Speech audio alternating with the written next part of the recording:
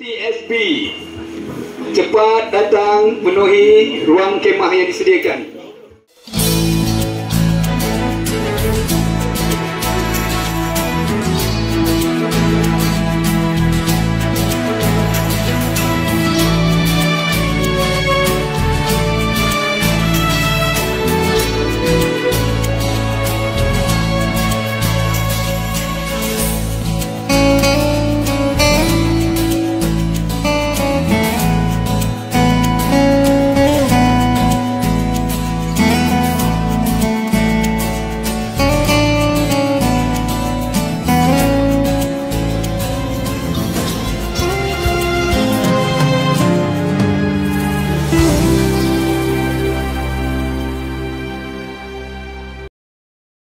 Okey, Assalamualaikum warahmatullahi wabarakatuh. Saya pagi ni bersiaran dari Taman Baiduri, Seksyen 9 Shah Alam. Ini tengok ada program istimewa di Harga Keselamatan Kejiranaan kita. Ini bersama saya ni penyelaras program pagi ni. Pengurusi kejap lagi kita sembang dengan pengurusi.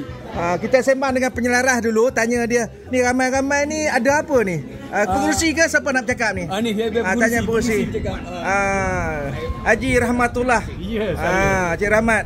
Ni saya tengok ramai, ini ada program apa hari ni? Ini pengurusi Karya Taman Baiduri Seksyen 9 ya. Ada apa ni ramai tengok ni? Pagi ni inilah program kita yang pertama untuk 2024. Yang kita panggil program Hargai Keselamatan Kejiranaan kita. Tak selamat ke kawasan ni? Kita bukan tak selamat, tapi kita nak memastikan keselamatan, pengetahuan daripada penduduk. Cepat sikit. Siapa ni yang datang, ada VVIP ke? VVIP kita pada hari ini kita menjemput saya tengok YB Najwan Ilmi. Okey, ada Kota Anggerik akan bersama kita. Okey, Haji Osman Bakar, anggota polis daripada IPD. Okey, Salam dan juga bomber. Salam akan sama kita pada hari ini lah. Patutlah saya tengok ada kereta polis tadi. Abang-abang polis, kaya ada abang bomba apa semua. Abang bomba datang untuk nak buat apa ni? Ada demonstrasi.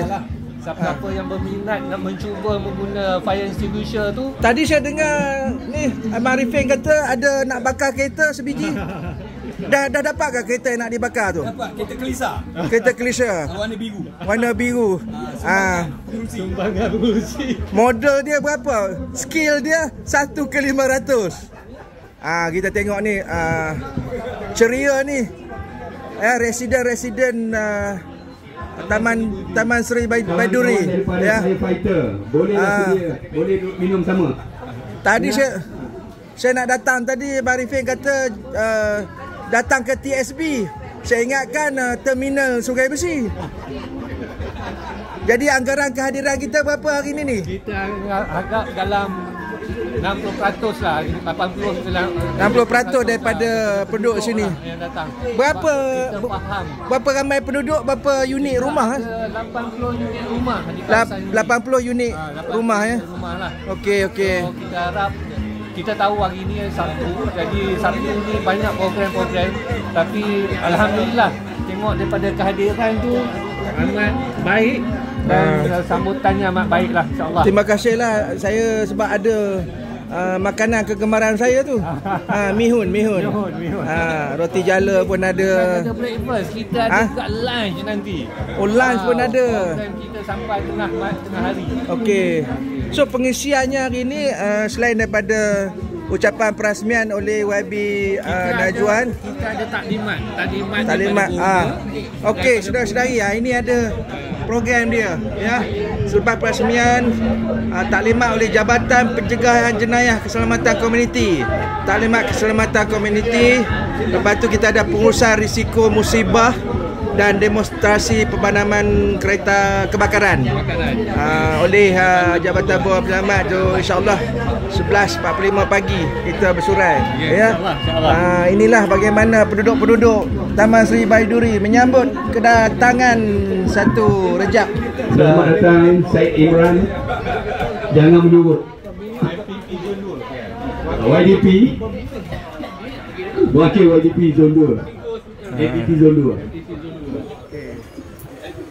Berbaju Melayu berbutang bintang, bertandang ke rumah bersama rakan. Assalamualaikum dan selamat datang. Awal bismillah saya mulakan. Bismillahirrahmanirrahim. Alhamdulillahirrabbilalamin. Allahumma salli ala sayyidina Muhammad. Assalamualaikum warahmatullahi wabarakatuh dan salam sejahtera. Yang berusaha Encik Muhammad Rahmatullah bin Muhammad Al-Muhtar, Pengurusi Persatuan Penduduk Taman Sri Baiduri Seksyen 9 Shah Alam. Yang berbahagia Tuan Inspektor Ahmad Fazlin bin Rasli, Ketua Polis Balai Polis Seksyen 9 Shah Alam.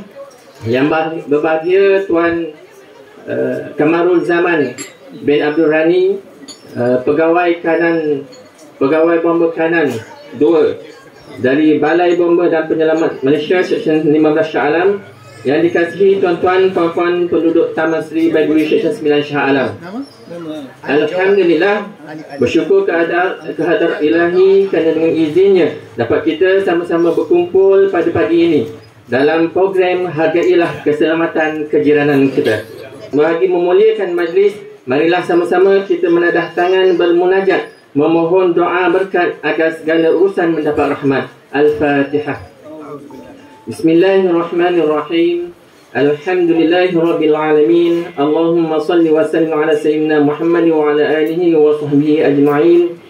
Ya Allah, kami rasa bersyukur kepadamu dengan inayah dan rahmatmu dapat kami menyusun pertemuan dalam program Hargailah Keselamatan Kejiranan kita, anjuran Persatuan Penduduk Taman Sri Baiduri Seksyen 9 Shah Alam pada hari ini. Justru itu ya Allah, Engkau permudahkan program ini supaya ia berjalan dengan sempurna dan lancar serta diberkati oleh-Mu ya Allah. Allahumma ja'al jam'ana hadha jam'an marhuma wa tafarruqana min ba'dihi tafarruqan ma'suma. Ya Allah, gunakanlah pertemuan kami dalam program ini dengan keberkatan dan limpahan rahmat-Mu agar kami memperoleh manfaat dan kebaikan daripadanya. Dan perpisahan kami selepas daripada program ini sebagai perpisahan yang terpelihara daripada sebarang bencana dan maksiat. Rabbana atina fid dunya hasanah wa fil akhirati hasanatan wa qina adzaban nar. Wa sallallahu ala sayyidina Muhammad wa ala alihi wa sahbihi wa sallam. Walhamdulillahi rabbil alamin. Amin. Hadirin yang dirahmati sekalian, bagi memulakan majlis pada hari ini dijemput Tuan Pengurusi Persatuan Penduduk Taman Sri Baiduri Seksyen 9 Shah Alam, Encik Muhammad Rahmatullah bin Muhammad Al-Muhtar, untuk menyampaikan ucapan alu-aluan. Dengan segala hormatnya dipersilakan. Bismillahirrahmanirrahim. Assalamualaikum warahmatullahi wabarakatuh. Terima kasih kepada pengurusi majlis. Yang berbahagia Inspektor Ahmad Fazlin bin Rasli, Ketua Polis Balai Polis Seksyen 9 Shah Alam. Yang berbahagia Encik Kamarul Zaman daripada Balai Bomba dan Penyelamat Seksyen 15 Shah Alam. Tuan Syed Imran daripada Pejabat NPP Zon 2 dan juga rakan-rakan daripada penduduk Taman Sri Baiduri Shah Alam, datuk-datuk dan datin-datin, ya. Saya mengucapkan selamat datang kepada majlis kita pada pagi ini. Alhamdulillah, segala puji dan syukur saya panjatkan kepada hadrat Allah Subhanahu Wa Taala kerana dengan limpah rahmatnya kita dapat bersama dalam program yang kita panggil program Hargailah Keselamatan Kejiranan kita. Terlebih dulu saya ingin merakamkan penghargaan terima kasih kepada program pada pihak polis dan bomba kerana dapat bersama kita pada pagi ini, kerana mereka lah yang akan menerajui program kita pada pagi ini dengan memberi kita ilmu tentang apa itu keselamatan, baik dari segi jenayah dan juga kebakaran. Dan kita bersama kita abang-abang bomba, abang-abang polis yang akan sama dengan kita pada pagi ini. Dan apa yang menjadi faktor utama dan penting dalam sebuah komuniti tempat ialah keselamatan. Keselamatan adalah merupakan satu tarikan untuk penduduk ataupun individu untuk memilih sesuatu tempat untuk tinggal. Kalau dia rasa selamat tinggal di kawasan itu, dia akan datang ke kawasan tersebut. Dan matlamat kita ialah dalam program kita pagi ini ialah untuk memberi kesedaran apa yang perlu kita buat, apa yang perlu kita lakukan jika berlaku bencana, berlaku masalah-masalah jenayah dan sebagainya daripada penceramah-penceramah kita yang kita jemput pada pagi ini. Dan apa yang kita harap dengan cara kita pada pagi ini, bukan saja kita mendapat ilmu dan pengetahuan tentang keselamatan, dan juga dapat mengeratkan lagi satu rahim antara jiran kita. Bukan senang kita nak berkumpul, masing-masing ada urusan masing-masing dan sebagainya. Dan ini adalah program yang kita bentuk sepanjang tahun 2024. Ya, ada lagi program-program dan saya harap program-program kita yang seterusnya mendapat sambutan yang sama daripada penduduk. Ya, kalau tanpa penduduk, tanpa jiran-jiran kita, siapalah kita dalam satu kawasan. Dan untuk pengetahuan juga dari segi keselamatan Taman Seri Baduri, kita mempunyai CCTV. Kita baru-baru ni kita upgrade CCTV kita kepada yang lebih baik untuk memastikan bahawa keselamatan dari segi fizikal kita terjamin. Ya, sebab terutama di sebelah malam lah. Jadi itu adalah satu langkah yang kita buat, dan langkah-langkah lain kita harap dapat digunakan bersama oleh penduduk untuk memastikan keselamatan kita bersama. Bukan keselamatan itu saja, dari segi kebersihan, dari segi sekarang ni banyak penyakit, itu juga satu keselamatan, ya. Penyakit dengue dan sebagainya, COVID dan sebagainya, inilah yang perlu kita semai. Kita hari ini kita tak menjemput daripada bahagian kesihatan, dan mungkin future kita akan lihat bagaimana pihak-pihak kuasa lain yang dapat membantu kita dalam keselamatan setempat, ya. Dan pada hari ini juga kita mengharapkan bukan sahaja ilmu yang kita dapat, praktikal yang akan kita buat, kerana pihak bomba juga akan membuat demonstrasi bagaimana untuk memadamkan. Jadi mana yang nak mencuba menggunakan fire extinguisher, silakan kita buka kepada mereka yang ingin mencuba. Dan itu saja saya rasa yang dapat saya sampaikan pada hari ini. Stay on, kita ada sampai lunch, ya. Kita buat lunch untuk semua, ya. Dinner tak? Dinner kita buat kemudian. Okey, itu saja. Terima kasih. Assalamualaikum warahmatullahi wabarakatuh. Terima kasih diucapkan kepada Tuan Pengerusi Encik Muhammad Rahmatullah atas ucapan sambutan tadi. Hadirin sekalian, majlis diteruskan dengan menjemput Yang Berbahagia Tuan Inspektor Ahmad Fazlin bin Rasli, Ketua Polis Balai Polis Seksyen 9 Shah Alam, untuk menyampaikan taklimat. Dengan segala hormatnya dipersilakan. Polis dengan bomba ni berpisah tiada sebenarnya. Dia sama ada polis sampai dulu atau bomba sampai dulu. Dia yang mana dulu? Yang mana dan? Okey. Okey. Tuan-tuan, datuk-datuk, datin-datin, tuan-tuan dan perempuan yang saya kasihi sekalian. Saya Inspektor Ahmad Fazlin bin Rasli, Ketua Polis Balai Seksyen 9. Saya pengalaman bertugas dalam Polis Diraja Malaysia lebih kurang 14 tahun. Saya berpengalaman dalam bidang siasatan jenayah lah. Saya yang pertama, saya pernah buat pegawai penyiasat jenayah selama 9 tahun di Subang Jaya. Kemudian saya buat pegawai operasi siasatan D4 IPD Subang Jaya. Kemudian 2020 saya ditukarkan ke IPD Shah Alam sebagai Ketua Polis Balai. Okey. Education background saya diploma multimedia, ijazah IT, kemudian master saya business administration. Ini adalah kali pertama saya bagi ceramah dekat kawasan perumahan ni. Dan untuk makluman tuan-tuan, saya diberi tajuk holistik. Siapa yang pilih tajuk holistik ni? Tuan Pengerusi ya? Saya rasa JPJKK kot bagi tajuk holistik ni. Jenuh saya Google tadi, holistik ke apa? Okey, saya ada Google, minta maaf, saya ada Google tadi. Holistik tu sebenarnya kebersamaan, bersama-sama. Okey, bersama-sama dalam pencegahan jenayah. Okey, banyak bila kita sebut pasal pencegahan jenayah ni, orang akan, pertama sekali orang akan kata pencegahan jenayah adalah kerja polis, betul tak? Okey. Kalau tanya saya, pencegahan jenayah adalah bermula daripada di mana tempat berlakunya jenayah. Itu pengalaman saya lah. Kalau salah tolong betulkan saya. So maksud saya, kenapa saya kata macam tu? Sebab polis akan sampai bila sesudah berlakunya jenayah. So tujuan kita buat pencegahan tu untuk elak jenayah berlaku. So jadi tempat yang berlakunya jenayah tu kita kena tempat tu sebenarnya yang perlu dibuat pencegahan dahulu. Okey. Pencegahan jenayah, konsep kita jangan pergi besar sangat. Kita masuk dekat dalam kawasan kejiranan kita saja. Okey. Bila saya kata pencegahan jenayah secara holistik bersama, yang pertama sekali yang bermain dalam fikiran saya, kenali jiran masing-masing. Okey. Yang tu yang orang susah sangat nak buat.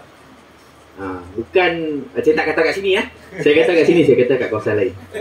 Saya kata kat Langkawi. Saya kata kat Langkawi, okey. Saya bukan kawasan sini, saya kata kat Langkawi. So benda tu sebenarnya benda yang pertama yang perlu kita sebagai komuniti kawasan tersebut, itu yang pertama yang kita perlu buat. Kenali jiran kita, kiri, kanan, depan, belakang. Dan yang tu akan membantu kita untuk, salah satu benda pertama yang akan buat pencegahan jenayah adalah benda tu. Sebab bila kita tak ada di rumah, jiran kita kenal siapa yang duduk bersama kita, kereta apa yang kita pakai, anak-anak kita bentuk macam mana, kecil, besar, tinggi, kurus, bulat, tiga segi.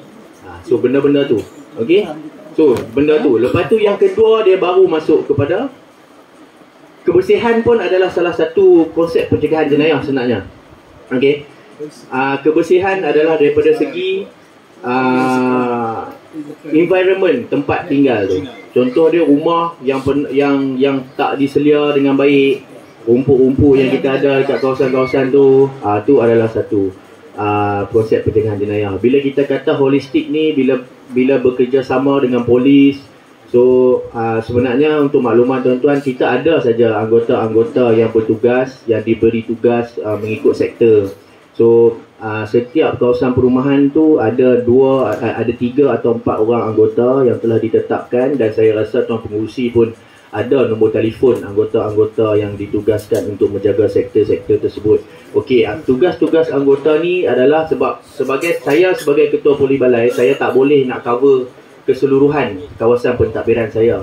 Untuk makluman tuan-tuan dan puan-puan, kawasan pentadbiran saya ni tak besar, 13 km persegi sahaja. Yang mana bermula daripada seksyen 5, lepas tu 7, 5, 9, 10, 11, 12, 13 dan 14. Di mana pusat pentadbiran negeri Shah Alam itu memang kawasan pentadbiran saya. Dan yang daripada dalam tu pun kita dah tengok berapa jumlah kejiranan yang ada. Setiap kejiranan tu dia ada dia punya hierarki dia lah. Ada yang sampai rumah sampai berjuta-juta, ada yang sampai apartmen yang biasa lah. Okay. So daripada situ memang kita ada. Setiap kami di pihak di pentadbiran Balai Polis Seksyen 9 ni sentiasa mengalu-alukan kedatangan tuan-tuan dan puan-puan, sentiasa mengalu-alukan panggilan telefon daripada tuan-tuan dan puan-puan untuk maklumkan apa yang berlaku. Dan contohnya, tak kisahlah sama ada, saya selalu pesan dekat anak buah saya, takkan orang takkan mai balai polis kalau dia tak ada masalah. Setuju tak? Ada ke orang suka mai balai polis, mai tanya, inspektor dah makan ke? Saya rasa belum lagi lah. Setakat ni 3 tahun lebih saya rasa tak pernah orang mai tanya macam tu. So tu, bila kita sentiasa mengalu-alukan dan pintu kita sentiasa terbuka untuk kita terima apa saja aduan ataupun kritikan ataupun pandangan yang tuan-tuan boleh bagi dekat kita. Okey, untuk makluman tuan-tuan, di kawasan tempat tinggal kita ni, tempat tinggal kita lah, walaupun saya tak tinggal sini kan. So saya, kawasan-kawasan ni saya akan kata tempat tinggal kita lah, kita tinggal bersama. Sebab saya pun memang kena ambil tahu kawasan ni. Alhamdulillah, dalam tempoh kajian 2023 tahun lepas, So Shah Alam, kawasan pentadbiran dan tempat tinggal kita ni menunjukkan kadar penurunan jenayah indeks sebanyak 15 kes lah compare So alhamdulillah. So ni pun bukan saya tak kata polis buat kerja sendiri. Ni semua adalah gabungan kerjasama antara persatuan penduduk yang di sekitar Shah Alam Okay. Bukan senang tau kita nak menurunkan kadar indeks jenayah ni, sebab dia melibatkan semua jenayah indeks. Kalau tuan-tuan saya boleh ringkaskan sikit, kejadian jenayah indeks ni dia ada beberapa jenayah indeks. Contohnya kehilangan motosikal kenderaan, pecah rumah pun jenayah indeks, lepas tu samun pun jenayah indeks. So keadaan Shah Alam boleh saya katakan sebagai ketua polis balai, saya katakan sangat selamat. Sangat selamat. Okey, ada tuan-tuan ada tak dapat viral yang ada satu budak perempuan post dekat Twitter kata dia kena dekat Masalam? Mesti ada kan? Okey. Kes tu memang kita dah pick up daripada Twitter. Yang kita kecil hati sikit So, kita sebagai polis kita kecil hati sikit sebab benda bila kita declare benda tu kawasan kita selamat. So bila benda tu timbul, bila kita gali then kita dapat tahu sebenarnya benda tu di-exaggerate maksudnya dia ditokok tambah untuk menyedapkan cerita sebenarnya. Okey, saya cerita kat sini je lah Untuk makluman kita dah check CCTV apa semua. Benda tu saya nak bagi clear kat sini sebab mungkin ada antara anak-anak kita ataupun kita sendiri takut tau untuk pergi ke Masalam tu. Ada benda-benda macam tu kan, bila melibatkan warga asing ni kan, bila kita melibatkan warga asing, kita ada persepsi yang sangat negatif tentang dia orang. Saya tak salahkan tuan-tuan, tapi benda tu tak semua yang macam tu, dan ada yang bagus yang datang sini untuk kerja apa semua. Cuma bila kita check CCTV, sebenarnya 2 orang tu cuma datang untuk tunggu Grab saja. Ditunggu Grab saja. Memang kita dapat nombor Grab, memang kita dah pick up, memang CCTV tu memang kita dah check. So, tapi berkaitan dengan paku yang melekat dekat dia punya bumper tu, kita tak pasti datang daripada mana. Tapi sepanjang CCTV yang kita tengok tu, ada 4 CCTV, 4 angle, dan orang tu tak pergi pun berhampiran kereta dia. Cuma duduk, berdiri saja kat situ. Dan Grab pun dia berhenti dekat depan tu. So, kita dah brief dekat ni, Bukit Aman bongkar lah. Bukit Aman pick up benda tu. Sebab benda tu dia kata Plaza Shah Alam dah tidak selamat untuk orang awam kan. So, benda tu macam tak betul ni. So kita kena betulkan kita kena betulkan. Harap tuan-tuan boleh sampaikan benda ni ke kejiranan kita. Katakan Shah Alam memang satu bandar yang selamat, dan saya suka duduk Shah Alam sebenarnya. Alhamdulillah. Saya suka duduk Shah Alam. Cuma saya tak mampulah untuk menetap dan membeli rumah di sini. Tuan-tuan mungkin beli 40 tahun dulu. Kalau saya beli sekarang memang tak ada lah. Okey. So kita balik kepada kita punya holistik tu. Sebenarnya kalau tuan-tuan berkehendak untuk membuat rondaan di sebelah malam SRS ke sini ada SRS? Ada. Okey. Kat bawah ada 9 ada. Betul, 9 ada. So boleh menghubungi kita, boleh kontak macam tadi Kopra Zamila, dia adalah penyelia untuk mana Kopra Zamila mana? Ni. Sini dah. Okey. Yang ni adalah Kopra Zamila. Ni adalah orang yang bertanggungjawab untuk memastikan kawasan kejiranan kita ni selamat. Ni adalah orang dia lah. So, kita bagi tepukan sikit kan. Orang lama ni dek, orang lama. Cik Sofi berapa lama dah? 24 tahun. Masya-Allah. 24 tahun, orang lama. So ni adalah orang-orang kanan saya lah. Yang datang ni. So apa-apa berhubung nanti saya rasa Tuan Pengurusi ada nombor untuk Cik Zamila. So Cik Zamila pun dia difahamkan oleh saya, dia selalu berhubung. Dia main buat kerja. Jawab betul.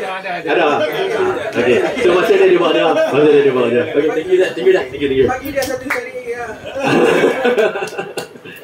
Okey, so ni adalah orang yang bertanggungjawab lah untuk memastikan kawasan kejiranan kita selamat. Kalau ada apa-apa masalah boleh kontak dia. Kalau dia tak boleh uruskan, dia akan direct dengan saya.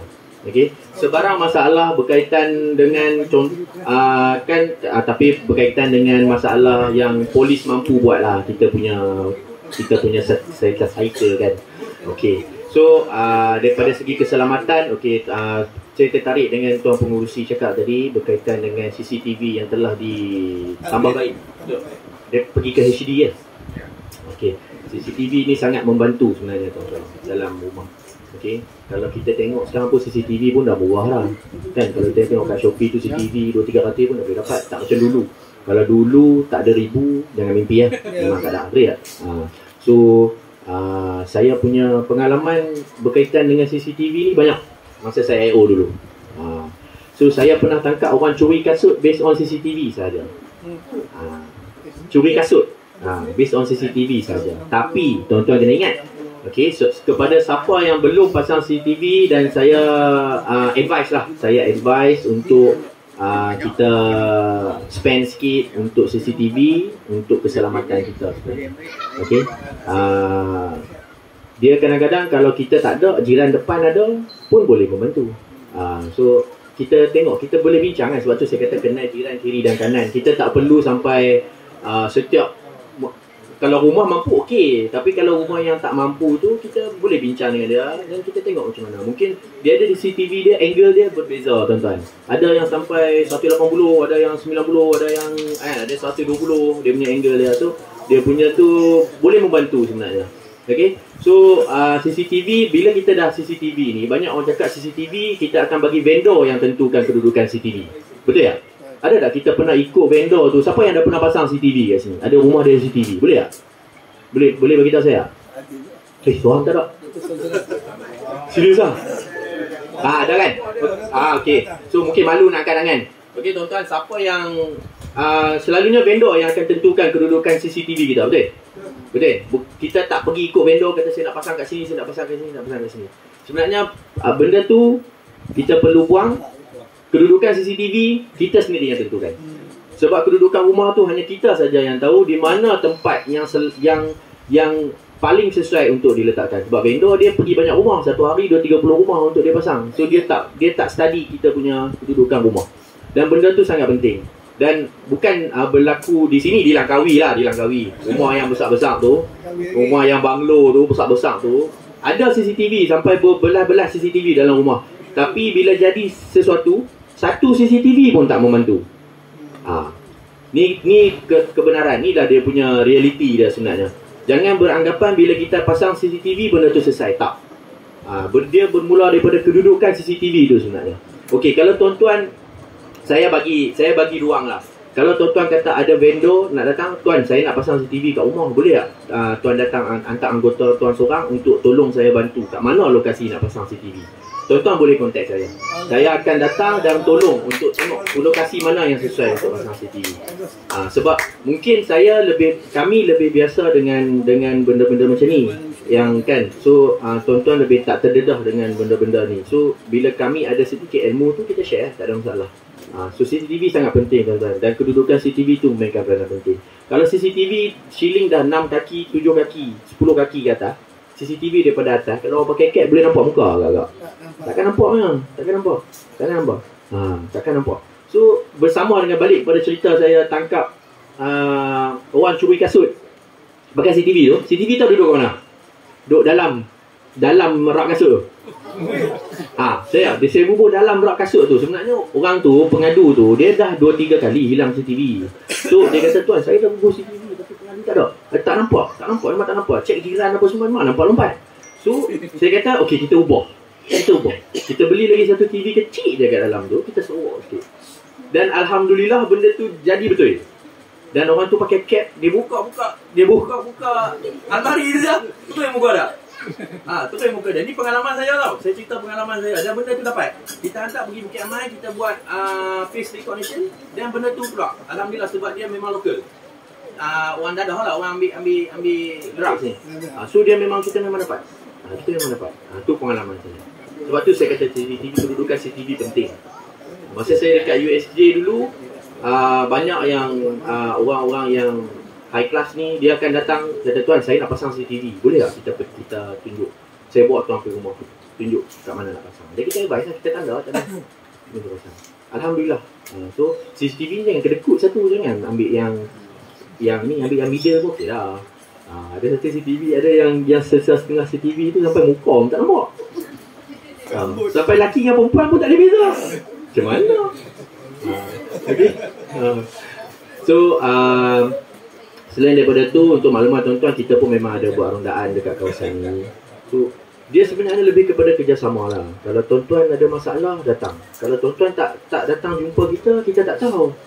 Kita tak tahu apa yang masalah tuan-tuan hadapi. Contohnya, tuan-tuan ada masalah berkaitan dengan MBSA punya part lah. MBSA. Kita ada link dengan MBSA. Kita boleh berhubung dengan MBSA. Polis boleh buat surat. Polis boleh buat surat. Saya sendiri boleh keluarkan surat untuk MBSA untuk membantu apa masalah tuan-tuan. Sebab kalau bukan di dalam bidang kita, kita tolonglah, kita bantu. Kalau tuan pengurusi perlukan surat sokongan daripada kita, dan kita buat. Benda-benda tu semua kita boleh buat tuan-tuan. Mungkin benda tu kita tak pernah didedahkan dan kita pun tak tahu kan. Kita pun tak tahu sejauh mana keupayaan kita untuk sampai ke certain organisasi lah. Sebab polis ni dia membalik kepada pencegahan jenayah secara holistik ni. Sebenarnya penyumbang kadar jenayah indeks, penurunan jenayah indeks adalah daripada gabungan berbagai pihak sebenarnya. Daripada polis, lepas tu persatuan penduduk, lepas tu penduduk tu sendiri, dan security yang kita lantik tu pun perlu kita kena pastilah. Kita kena pasti. So benda tu sangat membantu. Sangat membantu. Selain daripada tu, kita kan ada, saya minta anggota saya untuk berhubung dengan pengurusi persatuan penduduk ni untuk kena pasti rumah-rumah yang kosong ni. Berapa biji rumah kosong, berapa biji rumah renovate. So benda tu akan berlaku secara terus lah. Dia akan continue untuk kita kena pasti. Sebab kadang-kadang kebanyakan jenayah-jenayah yang berlaku dekat dalam kawasan perumahan ni adalah orang yang duduk daripada situ je. Betul tak? Orang yang menyewa.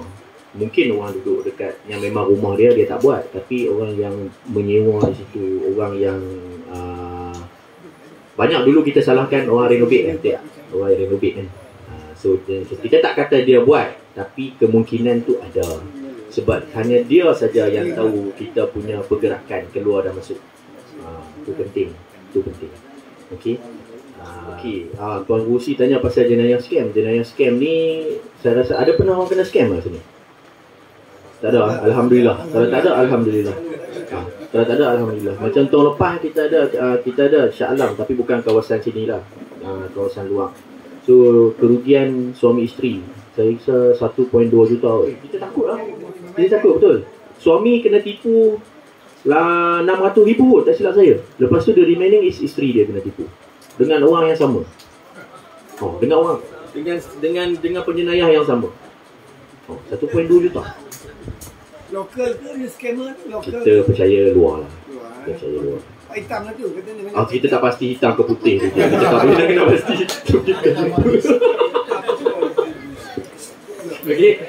Okay. Balik pada skema, kesedaran tu datang daripada kita. Okay. Jangan kata tuan-tuan, saya pun pernah terima panggilan-panggilan telefon yang mampu-mampu ni daripada LHDN lah, apa semua, daripada mahkamah pun ada, daripada pejabat IPD, IPK pun ada mengaku IPK. Saya sendiri pernah terima. Tapi saya tak, jangan kita sebagai mangsa lah sebenarnya. Mangsa ni sebenarnya dia bila dia terkena tu, bila dia cepat melompat. Ialah bila mahkamah telefon ada waran tangkap, bila polis telefon ada waran tangkap, kan? Siapa yang tak takut? Kalau saya sebagai polis, saya jumpa roadblock pun saya takut. Saya pakai seatbelt. Saya pakai seatbelt dan bila nak lepas, lepas nak lepas kan nak tahan aku. Padahal polis tu depan tu. So tu normal, tu lumrah manusia. So bila kita dapat sesuatu panggilan telefon macam tu, cuba duduk tenang dan fikir, betul ke aku ada masalah ni? Terutamanya LHDN lah. Kalau kita dah tak kerja, kalau kita dah pencen, mana nak datang LHDN lah? Betul tak? Logik tak? Kan? Kalau yang bekerja mungkin. Tapi kalau yang bekerja pun, sebelum ni dah isi tak? Tahun lepas ni LHDN dah isi tak? So sebenarnya benda-benda macam tu yang perlu kita duduk fikir, kita ada tak buat benda tu? Kalau kita buat benda tu, kita akan rasa, saya rasa insya-Allah kita akan semangat. Cuma benda tu bila dia kata, tolong transfer ke sini, tolong transfer ke sini. So yang tu akan jadi masalah. So contohnya, kalau ada panggilan telefon daripada IPD, mengaku daripada IPD mana-mana, pegawai penyiasat mana-mana. Soalan yang pertama kita tanya, minta maaf kan, boleh saya dapat nombor badan dan bahagian mana, saya semak dulu. Nanti saya akan telefon balik. Buat je tuan. Kalau betul-betul polis pun tak ada masalah. Kalau betul-betul polis, dia akan bagi. Dia akan bagi. Okey, ni nombor badan saya, puan boleh check dengan IPD ni. Saya daripada IPD ni sekian. Jangan takut untuk tanya kenapa. Orang akan jadi macam tu bila dia kata, saya tak berani lah tanya sebab dia polis. Lagi dia marah saya. Polis dia tak pernah, dia jarang lah marah orang, jarang. Pernah marah juga, tapi jarang lah. So, kita kena tetapkan dalam diri kita, tanya kenapa. Siapa dan kenapa. Siapa dan kenapa. Sebab jenayah ni dia berlaku ada 3 je. Dia ada peluang, dia ada ruang, dengan dia ada ability. Ability tu kemampuan dia untuk buat. Kalau kita berjaya tutup 3 benda ni, dan insyaAllah benda tu tak terjadi. Konsep ni terpakai di mana-mana, apa-apa pun jenayah di seluruh dunia. 3 konsep ni saja yang dia pakai. Dia triangle sebenarnya. Dia ada peluang, dia ada ruang, dia ada ability. Ability tu adalah kemampuan penjenayah tu buat sesuatu. Kalau kita berjaya sekat kemampuan dia, dia akan stop. Salah satu ni kalau kita akan sekat, dia akan stop. Peluang, jangan bagi dia peluang macam tu. Dan ruang, jangan buka ruang. Maksud dia contohlah kita rumah, pagar, tutup. Jangan buka. Saya pun kadang-kadang buka. Baru-baru ni saya cerita rumah saya kena masuk juga macam rumah polis. Tahu apa yang hilang? Uniform. Uniform saya hilang satu set. Saya tak tahu dia ambil, dia nak buat apa, dia nak menjaga ke dia nak buat apa, tapi uniform saya hilang satu set. Menyamar tu kan? Menyamar apa, nama tak ada, butang apa semua tak ada. So betul, ni baru jadi 2 minggu lepas. 2 minggu lepas, bila saya cek CCTV apa semua, memang ada orang masuk rumah saya. Dia lompat pagar, dia masuk. Tengok, dia bawa pula beg lah. Saya cek, tengok uniform tak ada. Kita nak pergi kerja, tengok uniform tak ada. So berlaku kat saya sendiri tuan-tuan. Berlaku kat saya sendiri. So macam tu. Tu reality. So balik pada scammer tadi. Scammer ni sebenarnya kalau kita kena scam, kalau kita dah percaya kebanyakan scammer ni, orang yang ditipu ni, dia akan sedar 2 hari atau 3 hari selepas tu. Betul. 2 hari atau 3 hari selepas tu. Sebab apa? Saya percaya dia tak ada tempat rujukan, tempat mana dia nak rujuk. So yang kedua, dia macam blur lah, dia pun tak pasti apa yang dia buat sebenarnya. Dan percaya atau tidak, orang yang kena tipu ni datang daripada golongan-golongan yang cerdik pandai, tuan-tuan. Doktor, lawyers, engineers, buat imam polis sekalipun kena tipu juga. Betapa hebatnya scammer ni. So dia macam saya cakap tadi, balik kepada yang pertama tu, kita kena tahu apa tujuan dia sebenarnya. Ada kena-mengena tak dengan kita benda tu? Kita tahu lah, kalau kita buat salah kita mesti tahu. Kalau kita tak bayar LHDN pun kita tahu juga, betul tak? Kalau kita tak declare. So benda-benda tu kita kena tengok. Dan tak ada orang lain boleh membantu kita selain daripada diri kita untuk kena pasti apa kesalahan benda yang kita buat. Kita sendiri yang tahu. Selalunya orang yang dia cerdik sebenarnya, scammer ni, dia akan cari orang. Sebab database kita ni, saya tak boleh nak cakap kata keseluruhan database kita ni adalah disebarkan kepada orang luar. Tapi benda tu kemungkinan terjadi. Kalau tak, macam mana dia tahu kita tak pergi bayar LHDN dah 3-4 tahun, beratus ribu LHDN. Kita ada kes dekat mahkamah, kita ada kes dengan JPJ, kita ada kes dengan polis, kita ada kes dengan KPDN, HEP. So benda-benda tu, data-data tu dicuri daripada kita punya database. So benda tu kita tak boleh nak sekat, tapi sebagai pengguna kita perlu tahulah apa yang sepatutnya kita buat. Okey. So ada soalan lagi? Okey. Jadi scammer tu kalau kita dapat, kita just delete je tu boleh? Okey, scammer tu kita boleh delete je, tak ada masalah. Tak ada masalah. Tak ada, jangan dilayan je. Jangan dilayan. Itu yang pertama. Bila kita layan, dia akan keep calling tau. Once kita dah transfer walaupun 100, dia akan cari kita. Okey, dia akan cari kita. Scammer ni dia ada macam-macam. Ada yang love scam. Tapi takkan kawasan ni ada yang love scam kot? Tak ada kot. Dia rasa jangan buat. Kalau buat tak keluar rumah. Tapi handsome semua. Tu yang bahaya, handsome dan orang lama. Orang lama ni dia dalam akaun dia banyak. Selalunya. Okey, so dia ada love scam, lepas tu dia ada penipuan yang macam Pak Mantelo tu, pelaburan. Lepas tu dia ada ada satu scam ni yang saya cerita. Scam ni dia melibatkan orang muda-muda selalunya. Orang muda-muda. Dia panggilan video call, kalau tuan-tuan pernah dengar.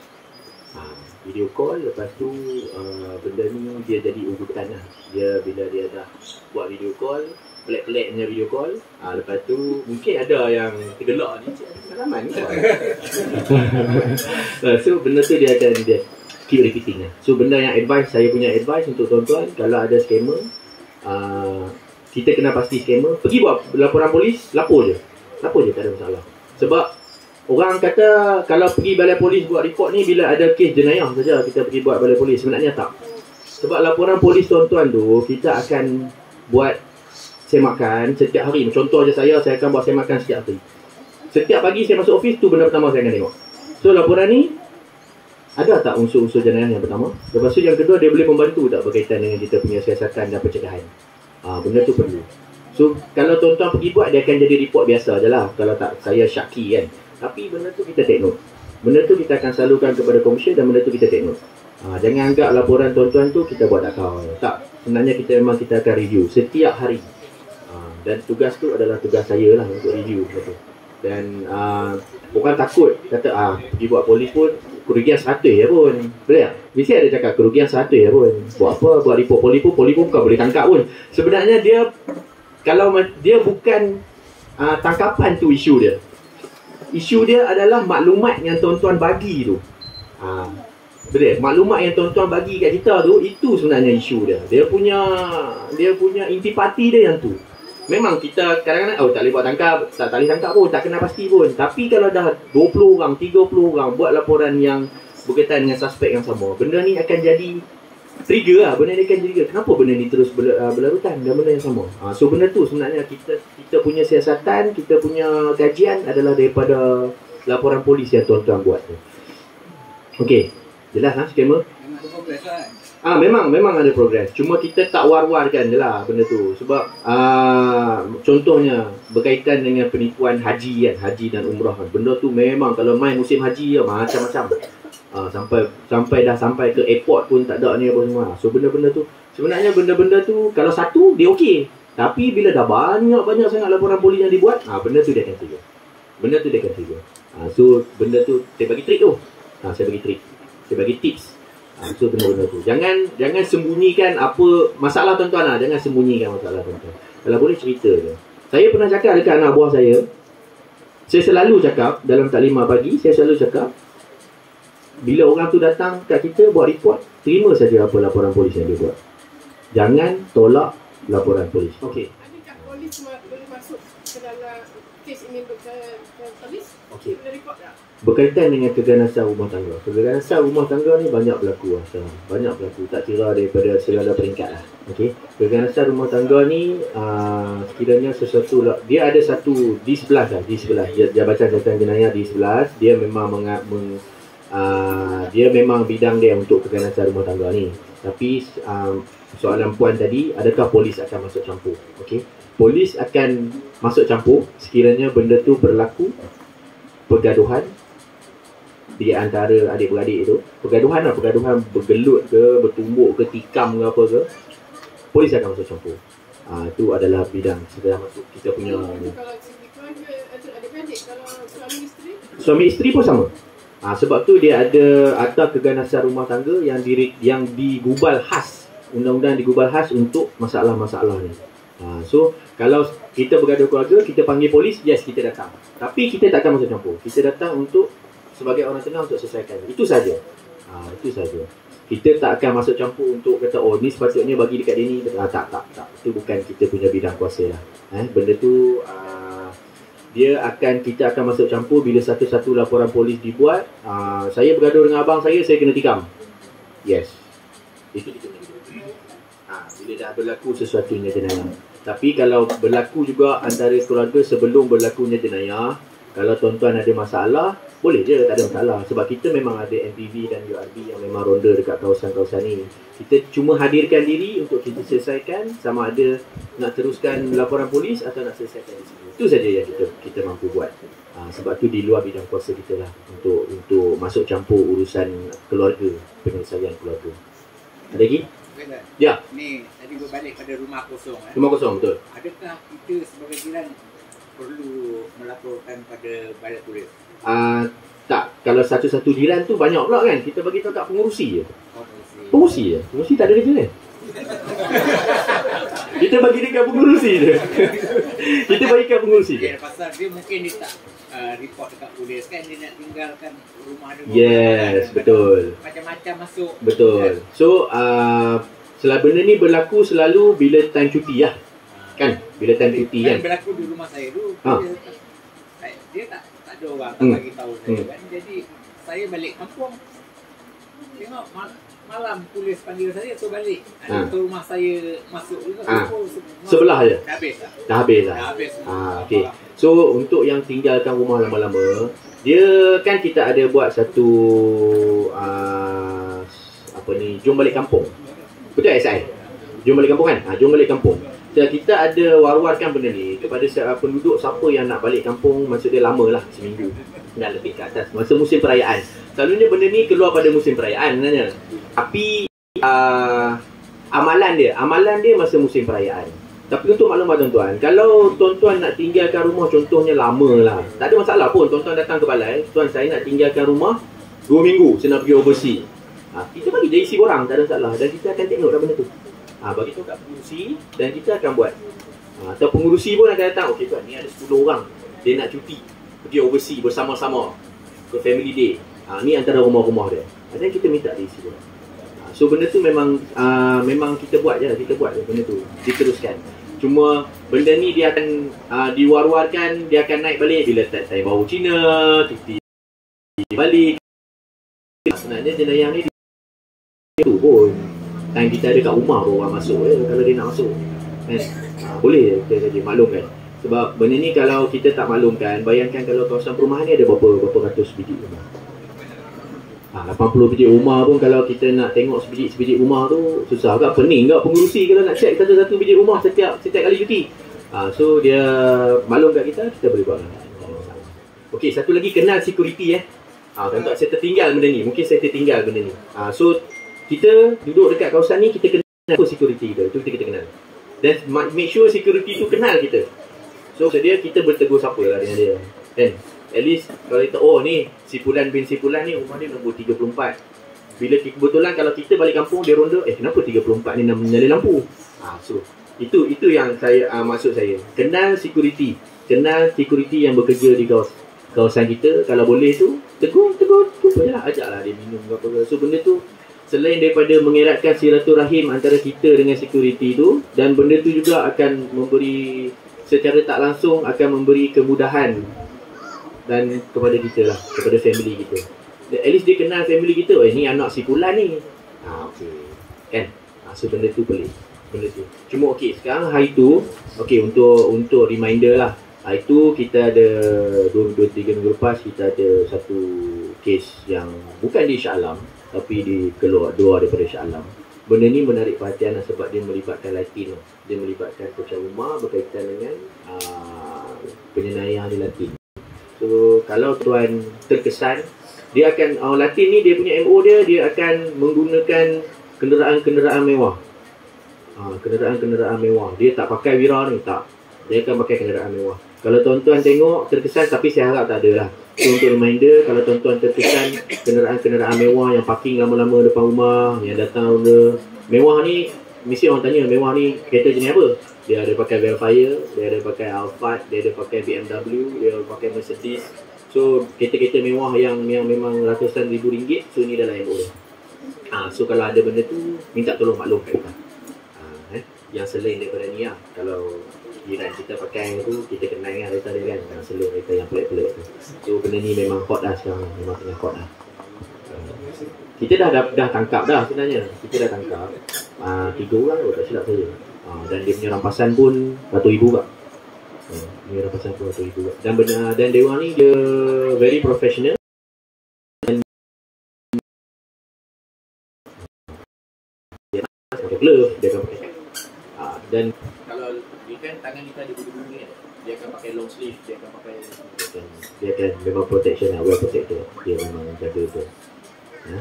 So ada lagi soalan? Kita tengok tu. besar. So saya harap dengan pertemuan kita ni kita boleh terus berkomunikasi, tak kisahlah dengan apa-apa medium yang ada sekalipun. So kalau ada maklumat pengurusi kita boleh salurkan kepada pihak saya secara terus. Pengurusi pun boleh direct call saya, WhatsApp saya. Kalau tuan-tuan ada nombor telefon saya bagi nombor telefon saya. Kalau ada ni saya trauma. So boleh. Tuan-tuan kalau ada masalah, tapi tolong kenalkan diri. Saya Saifulan bin Saifulan daripada mana ke mana. Tak lagi saya ingat kurier ke apa lagi. Tu saya ni.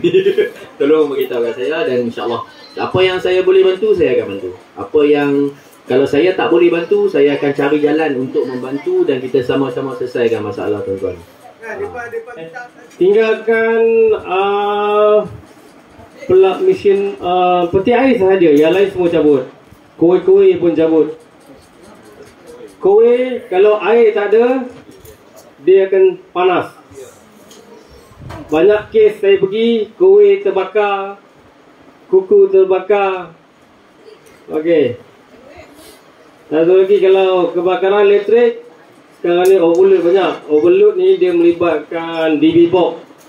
Yang terbaru saya pergi kes rumah anak Tan Sri Aziz di Seksyen 7. Minggu lepas saya pergi. DB box tu dia dekat bawah tangga. Dia ada 2 DB box. Dalam tu ada store, dia letak bahan mudah terbakar, buku, beg.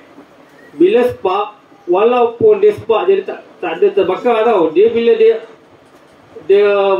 getah tu dia cair, dia akan kena dekat buku, habis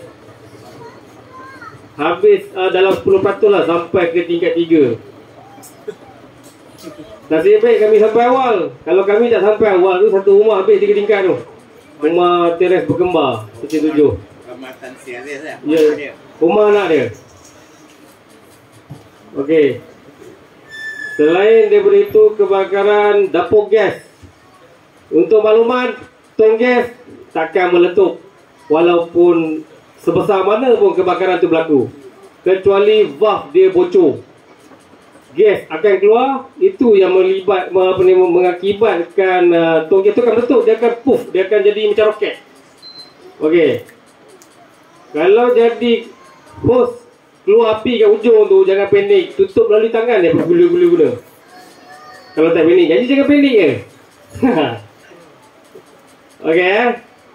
Untuk keselamatan di taman sini, kalau boleh setiap laluan masuk atau keluar tu security ada kan.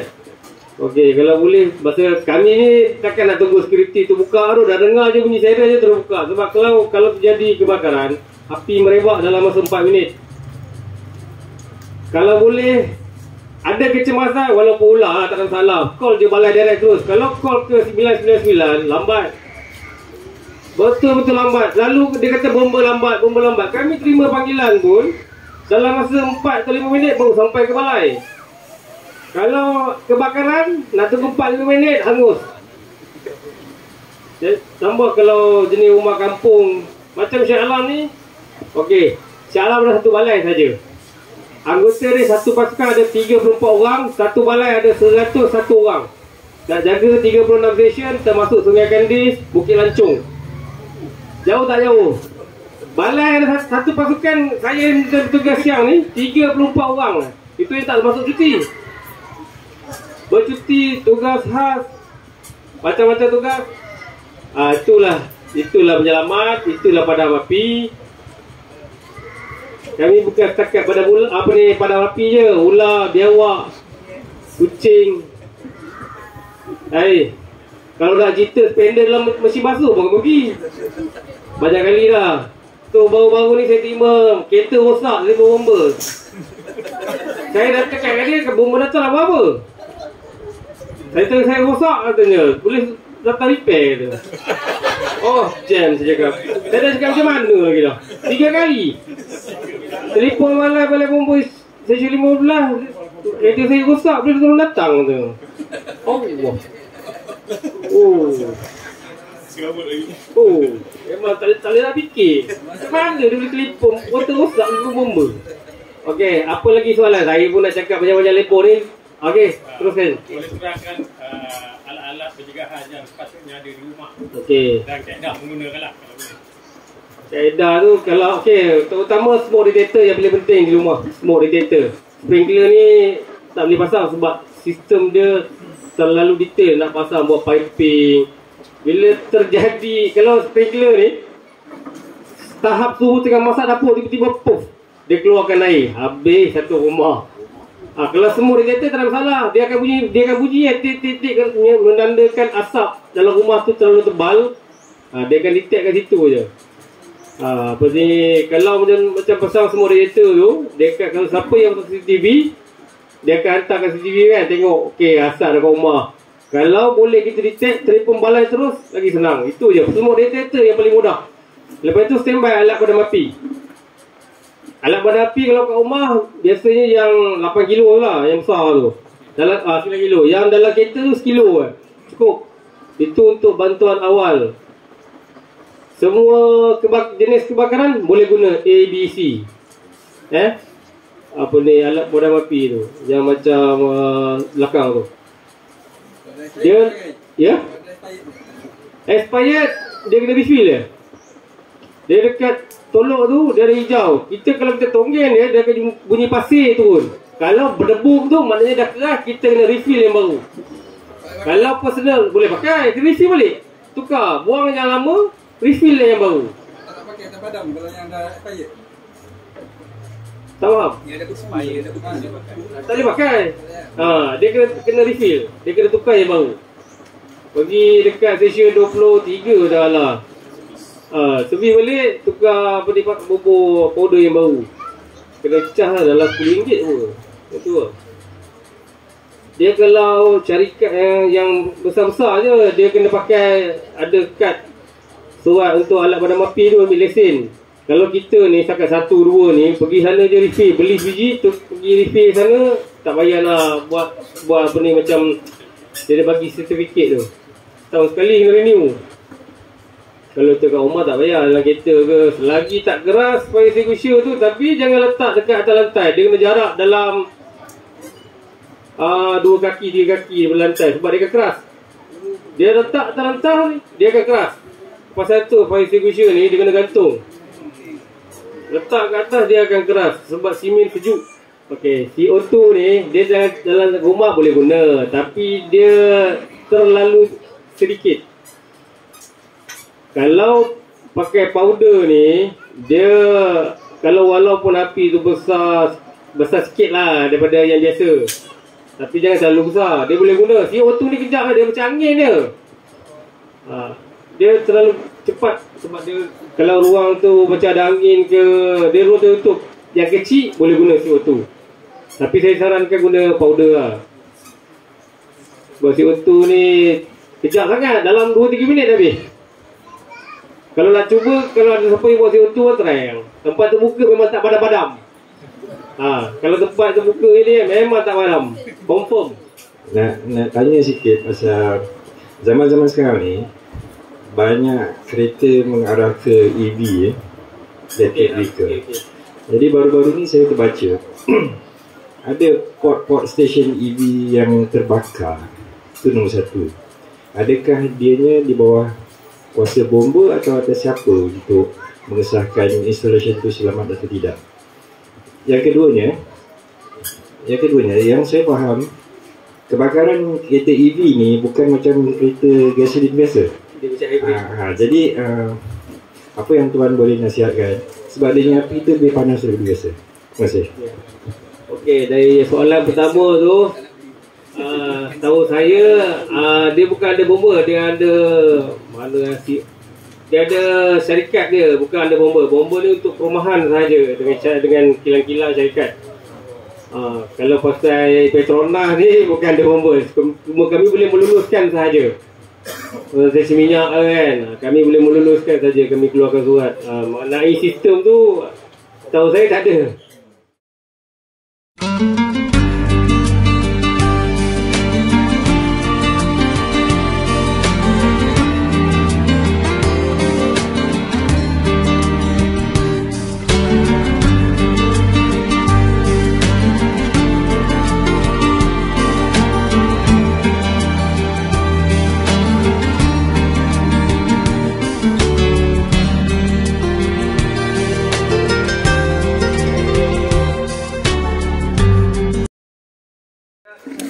kilo. 9 kilo tu adalah berat isi kandungan sahaja, termasuk body dan dia punya appliance semua lebih kurang 13 kilo. Boleh dengar tak saya cakap macam ni? Boleh. Boleh biasa lah. Boleh Boleh.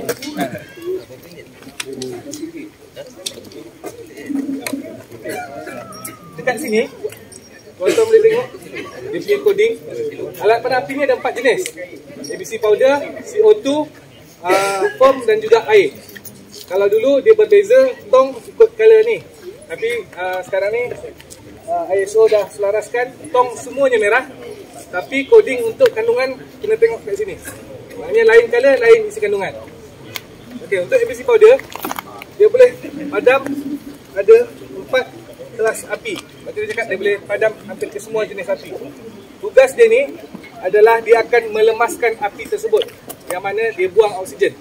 Macam kita belajar waktu sekolah rendah sains tahun 6, cara-cara api terjadi.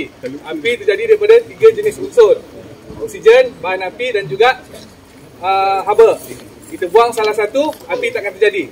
So alat padam api ni dia buang oksigen, dia lemaskan api tu, api tak terjadi. Debu kering ni tadi tugas dia adalah dia nak tutup keseluruhan punca api tu, dia tak nak bagi oksigen masuk. Boleh? Okey, dekat sini ada dia punya plunger atau pegang dia, handle dia. Yang ni dia punya gauge. Gauge ni pastikan jarum kuning berada pada bar yang warna hijau. Kadang-kadang bila dalam ni dia berfungsi dengan satu cartridge gas nitrogen, yang mana bila kita tekan plunger ni dia akan burstkan gas nitrogen tu, gas tu akan tolak debu ni keluar. So bila berlaku kebocoran, meter ni akan turun sama ada kiri ataupun kanan. Macam Cik Kamarul cakap tadi, kita nak test dia, kita tengok dekat gas dan juga kita terbalikkan. Kalau dia jatuh macam jam pasir tu, maknanya dia eloklah. Kalau dia jatuh sedebuk, maknanya dia dah tepu kat dalam. Okey, tepu kat dalam tu kita tak boleh nak apa-apa, kita kena pergi firefighter ni untuk repair.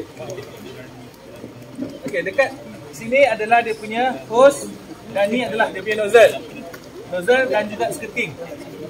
Untuk kaum lelaki tak ada masalah, nak angkat boleh. Sebab lelaki ni kita tahu kodrat dia kuat. Untuk para ibu, kalau tak larat boleh seret.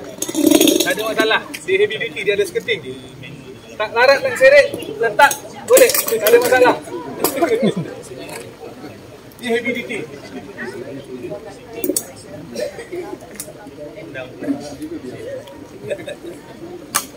Okey. Cara nak guna dia, kita gunakan sistem PAS. Yang mana P yang pertama adalah pull the safety pin. Safety pin ni tadi ada cable tie.